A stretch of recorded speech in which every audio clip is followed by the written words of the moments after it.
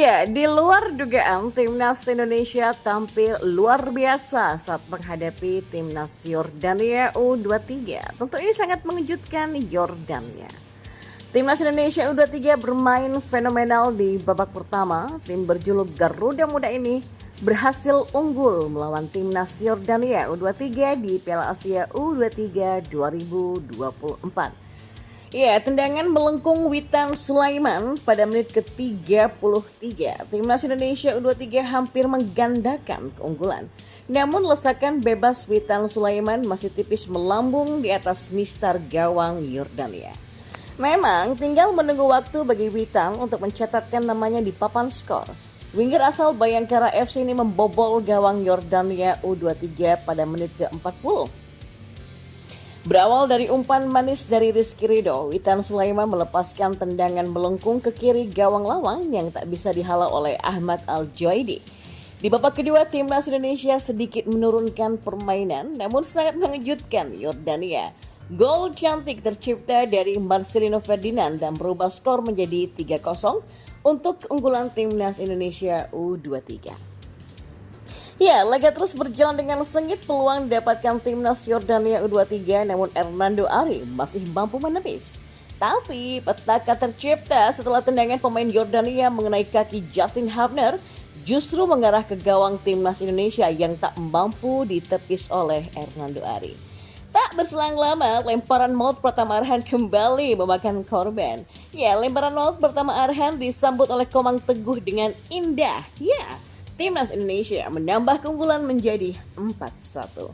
Luar biasa yang awalnya Australia dan Yordania diunggulkan, sedangkan timnas Indonesia U23 tak begitu diunggulkan. Ternyata mampu mengejutkan di Piala Asia U23 2024 kali ini.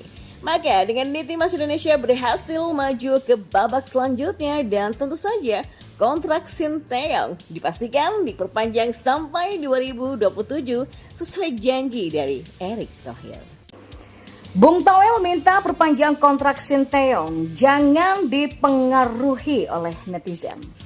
Ya, pengamat sepak bola Tommy Welly yang akrab disapa dengan Bung Toel meminta PSSI untuk membahas perpanjangan kontrak pelatih timnas Indonesia Sinteyong dalam pengaruh netizen. Bung Toel menegaskan bahwa belum ada filosofi yang dimiliki oleh timnas Indonesia selama dipimpin oleh Sinteyong. Mengingat selama ini Sinteyong justru pragmatis dalam menerapkan taktik pada timnas Indonesia. Kalau ditanya apakah ada filosofinya, kalau kita bicara Sinteyong yang pragmatis, iya. Yang saya mau lebih jauh men-challenge cara berpikir sepak bola kita, misalnya seperti ini.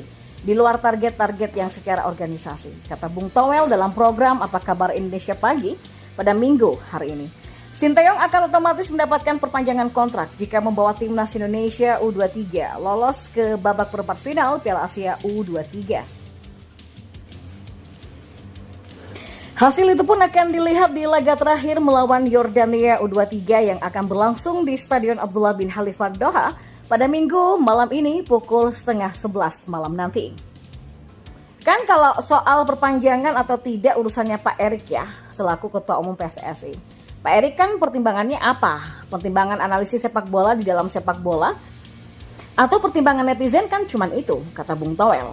Pertimbangan sepak bola pun tidak melulu hanya hasil akhir pertandingan.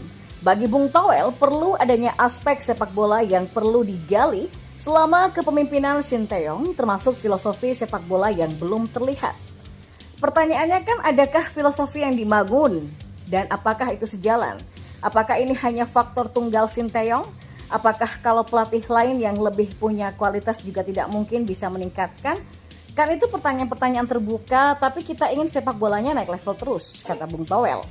Bung Toel juga mengakui baru pertama kalinya dalam era kepelatihan adanya perpecahan kubu pro naturalisasi dan anti naturalisasi. Apalagi naturalisasi lah lokal pride, pro Sinteyong, anti Sinteyong. Dan ketika saya mengkritisi sebagai pengamat sepak bola, apakah itu karena saya anti, apakah karena posisinya pro? Kan nggak gitu. Karena saya ingin men-challenge gitu loh. Cara berpikirnya begitu, kata Bung Toel. Pelatih timnas Indonesia Sinteyong menceritakan soal visi dalam menangani timnas Indonesia dan mengubah sistem sepak bola di Indonesia.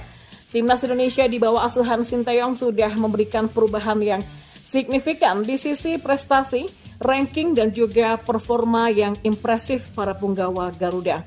Pelatih asal Korea Selatan itu juga mengarsiteki Timnas Indonesia senior hingga kelompok umur yang memberikan perubahan dalam prestasi tim Garuda di kancah Asia.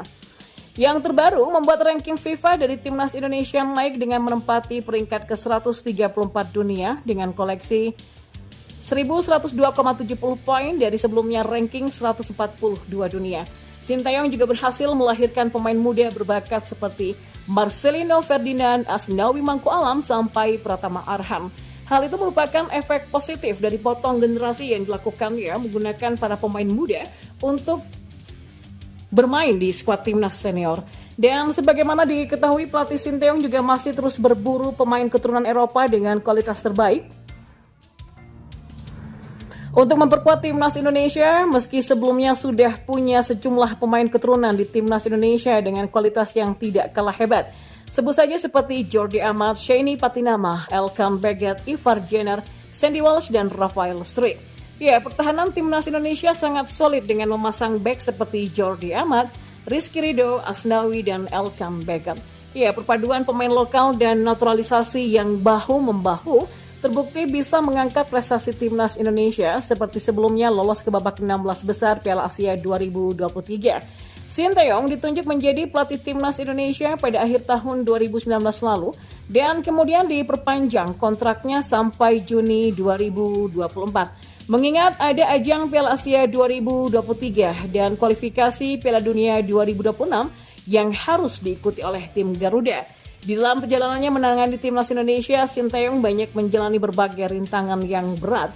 Kesempatan acara bincang santai di Korea, Sinteyong berbagi pengalamannya selama menjadi pelatih Timnas Indonesia. Apa hal yang sangat ingin Anda lakukan atau ingin Anda capai di Indonesia? Tanya pembawa acara. Menjawab hal tersebut, Sinteyong mengaku bahwa sebenarnya dirinya ke Indonesia untuk mengubah sistem sepak bolanya. Daripada terlalu menitik beratkan pada prestasi, saya berpikir bahwa akarnya harus kuat agar ke atasnya juga kuat. Tidak bisa hanya membebankan prestasi di kancah senior saja kepada pelatih. Pertama kalinya dari Piala Dunia ke regional, ujarnya. Ia juga mengatakan bahwa sebelum dirinya masuk sebagai pelatih, Indonesia adalah tim dengan rata-rata pemain tertua di Asia Tenggara. Dan saya benar-benar merekrut yang pemain-pemain muda, pungkasnya. Sinteyong menyadari bahwa dirinya tidak mungkin selamanya menjadi pelatih Timnas Indonesia. Jadi memberikan sistem jangka panjang untuk skuad Garuda. Karena kan saya bukanlah yang akan terus berada di sana ya. Bagaimanapun saya harus menempa pemain muda dan merubah sistemnya nanti, ujarnya. Dan saya pun berusaha membuat tim dengan pemikiran seperti itu, kata Sinteyong.